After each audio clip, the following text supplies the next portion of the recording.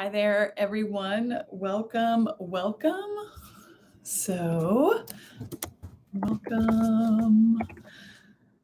I'm so glad that you are here. And I'm going to give it a few minutes for people to come on, as I know several people are getting here. I'm going to switch to the earbuds if we need to.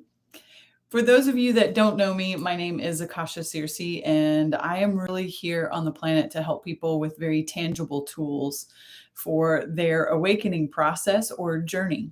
And I do that through nutrition.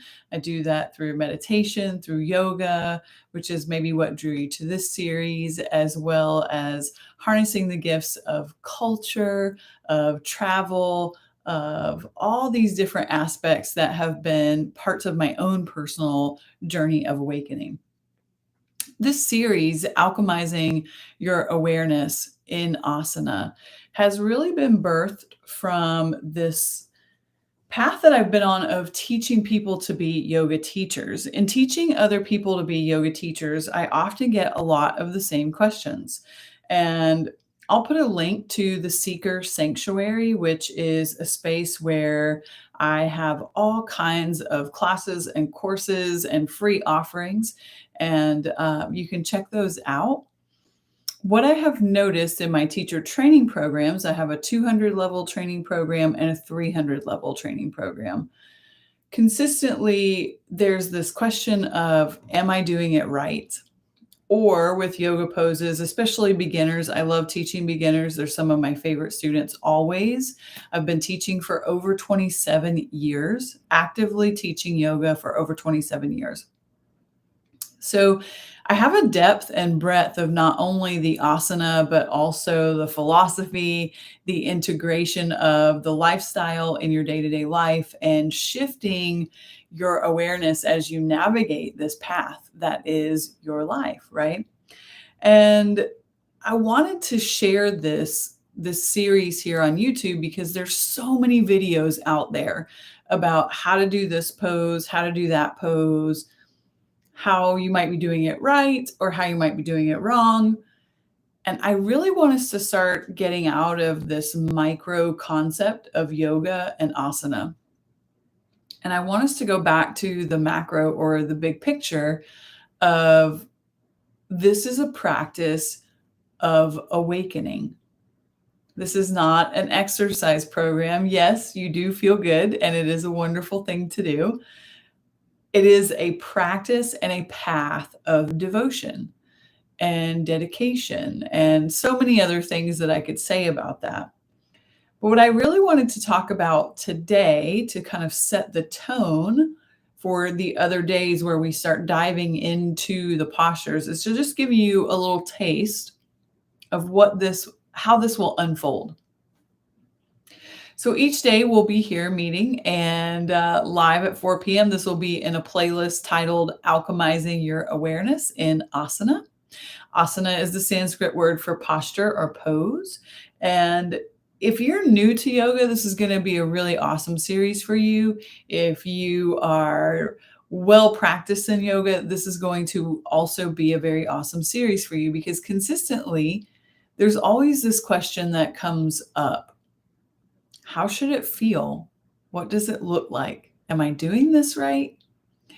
And I really want to speak to this right out of the gates that it's important to remember, no matter how long you've been practicing, to always be the student and to cultivate the beginner mind. And the beginner mind is a mind that doesn't know. And this can be really hard, especially if you've practiced for a long time. This is what happens when I teach people to be advanced yoga teachers is they come in and they often have this very formulaic way of expressing a posture. It should be this way, it should be this way, it should be this way. But I want to remind you that experience is the teacher. Words are how we share our wisdom. Words do not teach, experience does. And I want to help you have a different experience in your practice. And I want that experience for you to be one of awareness, not performance based. And that performance based of is it right is really, it's not serving the highest vibrational frequency of the practice. And this concept of alchemy is really important because alchemy, it was like pre-chemistry, right? It's where we take the concept of alchemy, we take a base metal and then we turn it into gold or silver or platinum, whatever, traditionally it was always thought of to be gold at the time. That was the valuable metal. This idea of alchemizing your awareness in asana means that I want to really help you begin to look at the poses in a way that allows you to take the little nugget and turn it into gold, a gold of consciousness and awareness. So we could think of this as mental alchemy, right? Through the portal of the physical form. And what's happening is your current consciousness as you take this journey is the base metal, right? And we are going to alchemize your consciousness around certain postures, around certain breath techniques, and certain experiences that you may have already had, so that you can take that awareness and bring it into the present moment with new awareness. So you get to find the little nuggets as we take this journey together. So today I wanted to share specifically, if you are new to yoga, you may not know this, but there's a little graphic, an infographic here that was created by Yoga by Candace.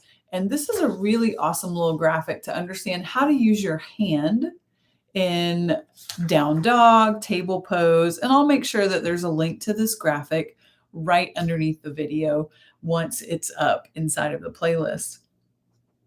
The thing that I really want you to think about with the hand, besides just where to apply the proper amount of pressure, is I want you to remember that you are the universe and the universe is you, right? Hermetic principle, as above, so below, as below, so above. So if we understand the concepts of, if you're familiar with Greg Braden, he always talks about a holographic reality or the words, the matrix, then what starts happening is you can really understand that you are the matrix and the matrix is you. So if you can look into the posture or the form and really shift your awareness, what starts to happen is you shift everything in the entire macrocosm, not just in the microcosm that is you. If I were to take a piece of my thumb and set it over here, it doesn't change the cellular composition of my body, and that thumb represents the totality of my body, right? Or if I take this piece of paper over here and I still have this piece of paper here, this is still a part of the whole, and the whole is this. So when we can start understanding this in our practice, what happens is we have the ability to really become a magician when it comes to our consciousness. We have the ability to alchemize our awareness in a way that up levels the experience. Because remember, I said experience teaches, words simply allow us to share our wisdom.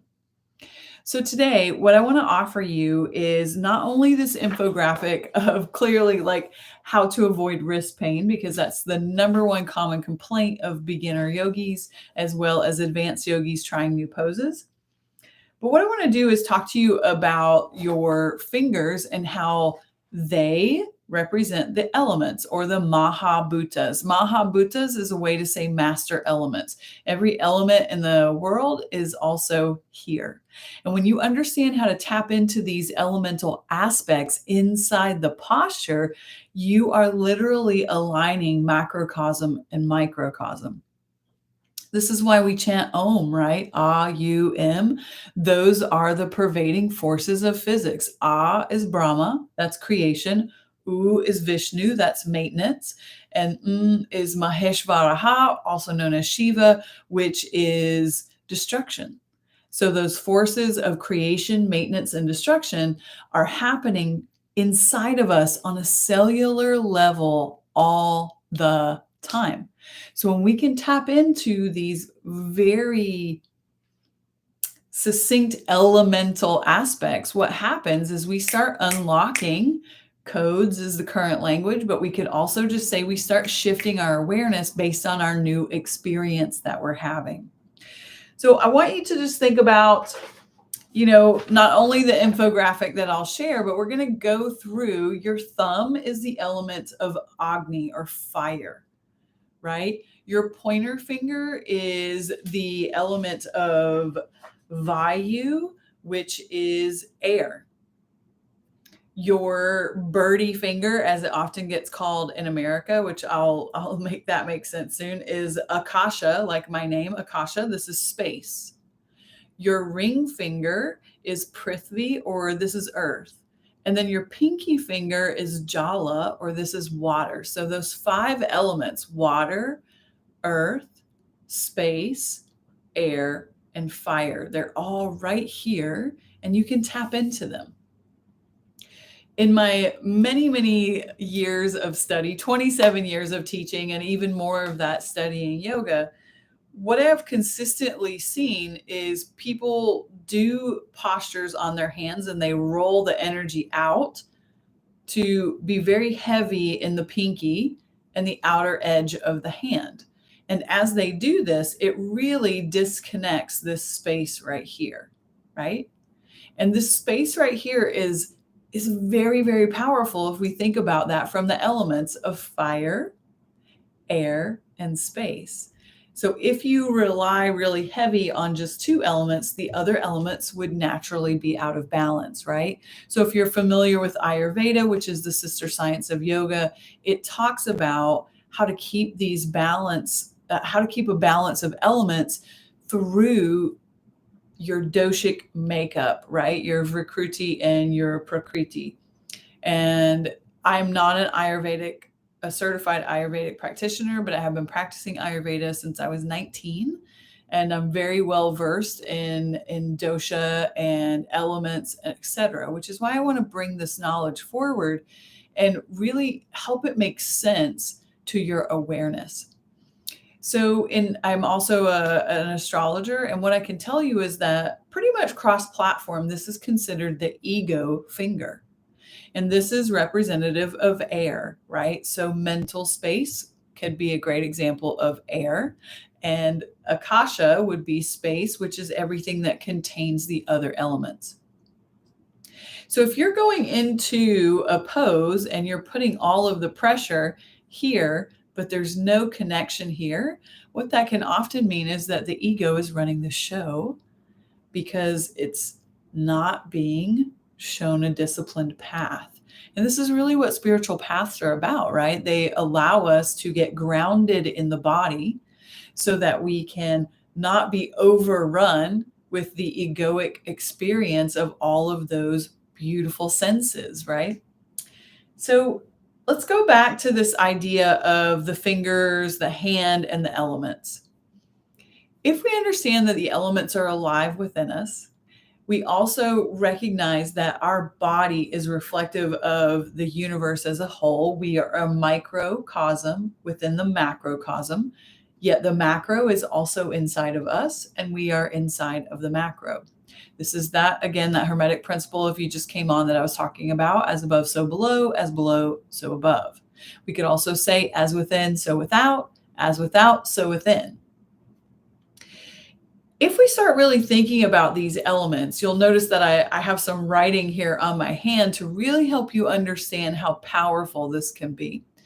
When students that I work with are able to start grounding down through this space right here, which is often the place where they're disconnected in their posture, they start understanding muscle chains that get fired up in the shoulders and the heart space, which naturally allows the spine to lengthen in downward facing dog, which allows you to begin to open the hamstrings, strengthen the core, etc. This is the kind of awesome information that we are going to be going through this week that we'll be spending together here inside of YouTube Live for this particular series. So that finger that I had said, this is the thumb and this is the fire or Agni. Agni is considered the most transformative element on the planet. Fire takes one thing and then burns it and it becomes another, right? It literally changes it. This is what I hope to do with some of the postures during this series, is allow you to have that mental alchemical process where we take that base consciousness around one thing, we add some elements of experience, and we alchemize your awareness to really turn a pose that may not feel like magic to you into something that feels pretty magical and gold, right? This first digit, I want you to think of this as like source, right? This is when we do this mudra, right? When we do Jnana mudra, we're bringing the individual self together with source or the universe. So micro and macro, we're bringing those together, right? To complete the whole union, yoga to yoke or bind, we create the union. So if you think about, this is source, this is self, we bring those together, right? We're creating a union, we're yoking here. And then if you think about this Akash finger or Akasha as soul, what happens is we start really being able to create this bridge of the larger experience beyond just physical body. If you think of the ring finger as heart, and then you think of the pinky finger as connection, this is really what we are traveling on when it comes through this journey of postures. So this week, there's some things that I want to invite for you to experience. One of those is, I want for us in our postures to stop being overly identified with the physical form and shape, and to orient toward the experience of how the form feels in that shape, right? So what we're going to do is connect this triangular aspect of physical, mental, and emotional, and we're going to bring all of those together, and this is going to become a portal for our awareness, right? This is called a trivium, lining up those 3 points of physical body, mental body, and emotional body, which are the lower bodies that create the bridge to our soul. When we line them up, our awareness goes up, our vibration changes, however you want to language it. And then what happens is our experience changes. This is how some people experience a paradigm shift. The other thing that I want us to do is work from our current experience, not endeavoring to be something totally different overnight. I want us to work from where we are right now. So for example, maybe you're a beginner, and maybe alchemizing your awareness in the posture simply means understanding the basic foundational alignment points for the poses, which you'll get in this series. The other thing that I want for you to do when it comes to meeting yourself where you are is to think about meeting yourself where you are with your own level of self-awareness, which is, oh, wow, this is a lot of sensation. I want to make sure that I integrate this. So that looks like X, Y, and Z, because at the end of the day, yoga is a journey of self-discovery. It is a journey of sensitivity training. This is what I teach teachers all the time. We are really cultivating awareness through the sensation of the physical form, but not the over identification with sensation and form, which is what happens a lot of times in yoga postures. The other thing that I want you to be able to do this week is create a deep connection between breath and body. The breath will be the greatest asset for you on this journey, because here's something that really you want to put this little feather in your cap as we navigate this week. Muscles do not stretch, they relax. If there's one thing you get from this entire week with me during this particular thing, this is your light bulb moment. When I say this to teachers, it really kind of blows their mind, and especially when I say it to students who haven't taken a teacher training. Muscles do not stretch. So that sensation of length that you're feeling is resistance, or better yet, it's contraction. So when you breathe, that muscle naturally relaxes. When that muscle relaxes, you get length or you get space. And this is what allows us to evolve in our practice. The other thing that I want for you to have as far as an experience this week with that connection of the breath is that when you realize that the breath is the ultimate facilitator of awareness, you can do breath practices that make you emotional. You can do breath practices that give you thoughtlessness or the void. You can do breath practices that energize the body. You can do breath practices that chill the body out. The breath becomes the conduit through which we can alchemize our consciousness in form. That form could be eagle pose. That form could be down dog, as I was speaking about a little bit earlier with the hand position. That form could be warrior 3. It could be warrior 1. It could be any of the shapes. But until you understand how form, feeling, and breath align, it's going to be really hard to move beyond just the physical state. And I really want to hold space for you this week to have shifts of energy and insight, not just get better at downward facing dog. Because at the end of the day, this body will no longer do asana. And what do you do then? And that's what this is about, because when you can alchemize your awareness, you are going to be able to be in a place that no matter how the form is in posture, you can still optimize the energetic movement throughout the nadis or the energy channels as you do the practice in body, right?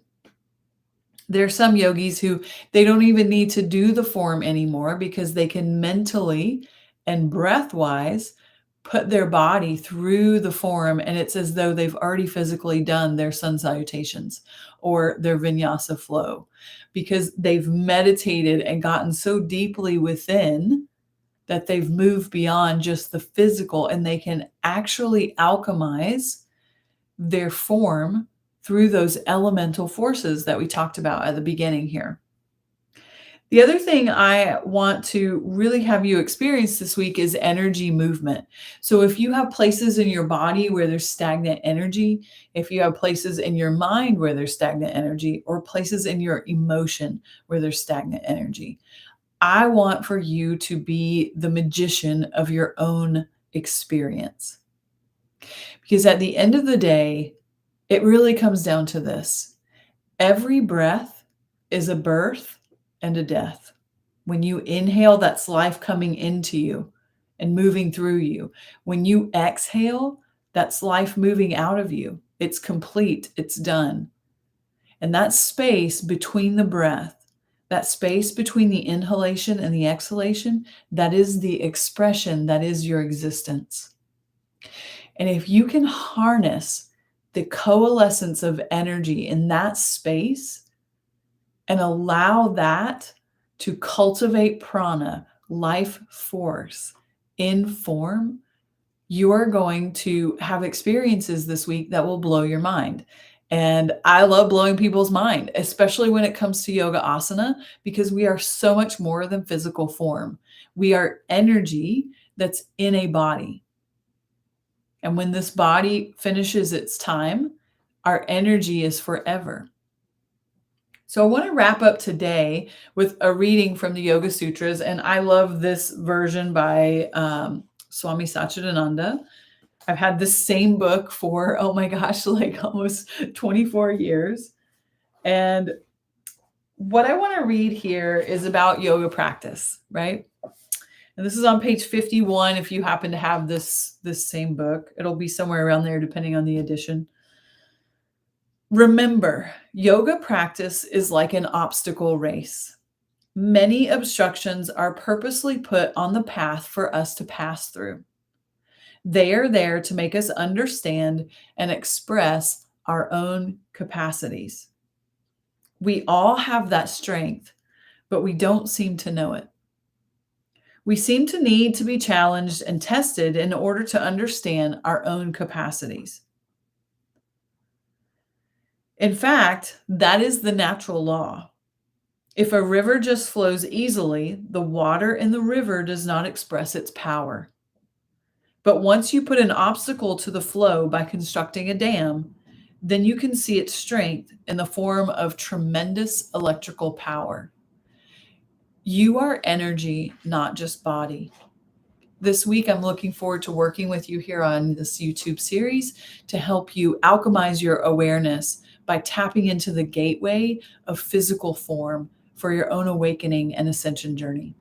So again, my name is Akasha. Thank you so much for joining me. As I mentioned, I'll place this underneath the video as well as the Seeker Sanctuary, and I'll see you back here tomorrow at 4 p.m. In the meantime, stay illuminated. Blessings. Bye, everybody.